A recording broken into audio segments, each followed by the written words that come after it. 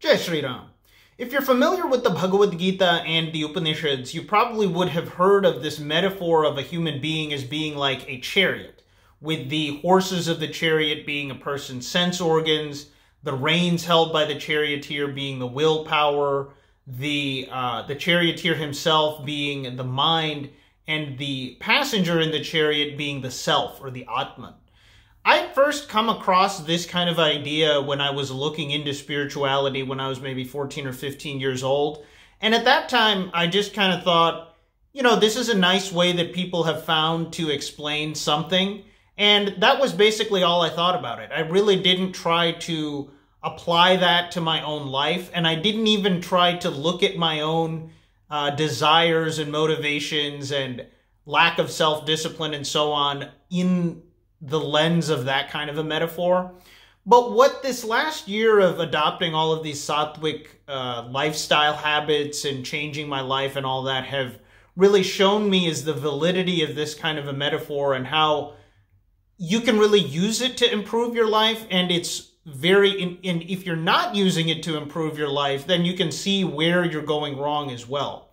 So if I was to think back to my life, not just before I started becoming more spiritual, but even before that time period to when I was a teenager with a brain riddled and jumbled up with hormones, as we all have at that age, the horses of my metaphorical chariot they were in total control, right? I mean, if you've ever been someone that was addicted to something, or you were someone who overate a lot, or you were lazy, or you were addicted to pornography, or whatever the case may be. All of these are basically just different manifestations in this metaphor of the horses having control over the chariot and the charioteer not having the reins or not being able to control the horse, so to speak. And because of the fact that you don't really perceive your senses as being separate from yourself in a normal, in common parlance, you don't really think of your desire to do something that you ultimately think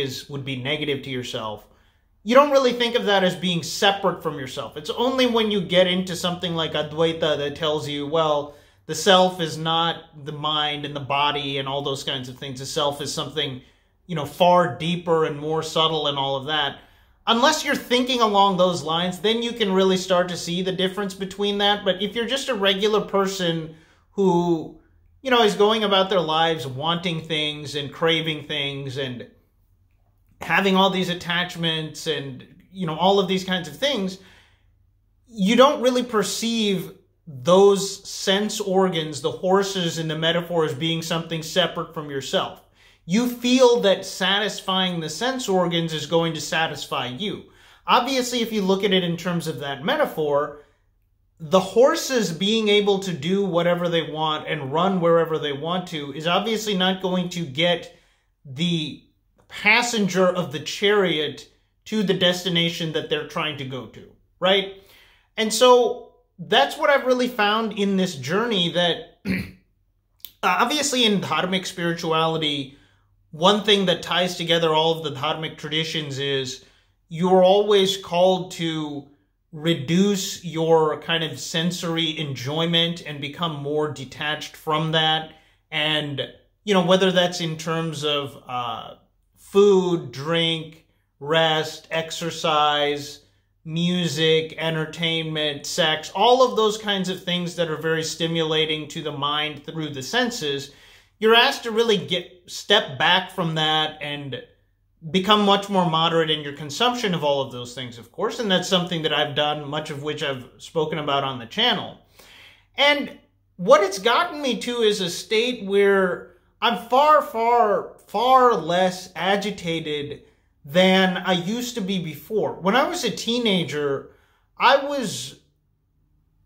would get angry very easily at things which, at that time period, of course, I felt like, oh, this other person is saying or doing something dumb, which is making me angry. But then now when I look back on it in hindsight, I see it was my own impatience and my own short temper that led me to that, right? Similarly with overeating a lot of food. I used to be very overweight in the past.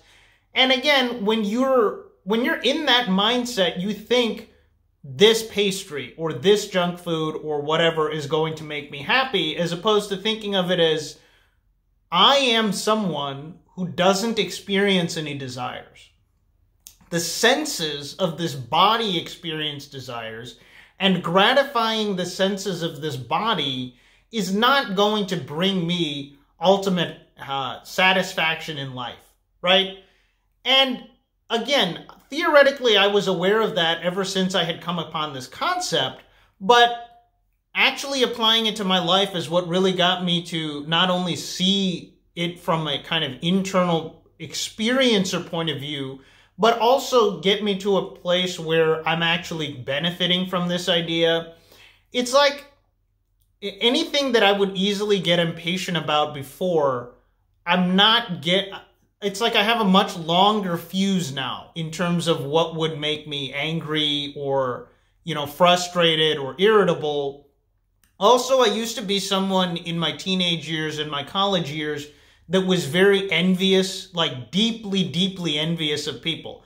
I would never actually say that out loud to people, meaning I was never telling people that or even, gossiping about that to my friends or something. But internally, that's a feeling that I've very much had a lot. Really, anytime that someone would achieve or gain something in their life that I wanted and didn't have, I would feel extremely envious. And I'm not sure to what degree other people normally feel that, because like I said, I didn't even talk about that with other people. So I'm not sure to what degree a lot of people felt that same way and just didn't talk about it. But even when it was my friends, even when my friends who I actually liked and cared about a lot got something beneficial in their life, I would even be envious of them instead of genuinely being happy for them. But one thing that changed as far as that regard was just growing up, going from a teenager and a guy in my early 20s to a more mature old person in my late 20s. But another thing has also been this spiritual journey, because whenever you reduce your desires and you understand that your fulfillment of short-term cravings and tastes and longings and things is not actually going to bring you lasting satisfaction and fulfillment in your life, then not only do you feel less attached to those desires, any kind of corollary feelings surrounding those desires, such as the envy that I mentioned, that some other people are getting their desires met and you're not, and you're having to see it and you're feeling envious, that radically decreases too. So now I'm to the point where I don't really feel envy to anyone at all. I mean, obviously I feel desire as much as a regular person. I feel a lot less desire than I used to before I got on this journey. But as far as envy, it's like the same kind of news that I would hear positive about someone else that used to make me envious. Now that envy is totally gone, and it's replaced with a combination of indifference and somewhat of a genuine happiness for whoever is achieving that goal or gaining that thing in their life. And I wanted to make this video and talk about this because I think a lot of times, especially as men and especially as people who start to get into spirituality at a pretty young age, we have this tendency to kind of over-intellectualize things and make everything into a theory and not really focus too much on putting something in practice and actually changing the way that your mind processes information, the way that your mind feels about things and so on. At least that's what I've seen from me and other guys I've known that have personalities more or less similar to my own in that regard.